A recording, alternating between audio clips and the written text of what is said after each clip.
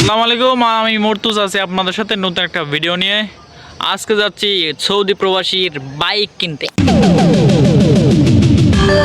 Honda bike কিনতে গিয়েছিলাম আমরা। শুধু আমি একা যাইনি, আমার সাথে গিয়েছিল এই প্রাণীর নাম হচ্ছে মাইদুল, আরো গিয়েছিল এই প্রাণীর নাম হচ্ছে হানি।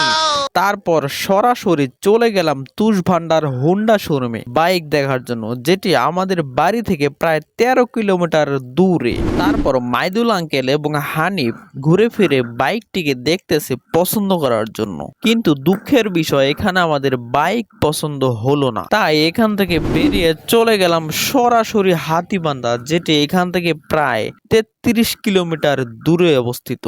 হাতীবান্ধা সোহেল হোন্ডা শোরুমে ঢুকেই প্রথমে চলে গেলাম আমাদের সেই চয়েস করা Honda SP 160 CC FI engine গাড়িটি দেখার জন্য। হানিফ তো আগেই দৌড়ে দৌড়ে এগিয়ে গেল বাইকের কাছে, কারণ তার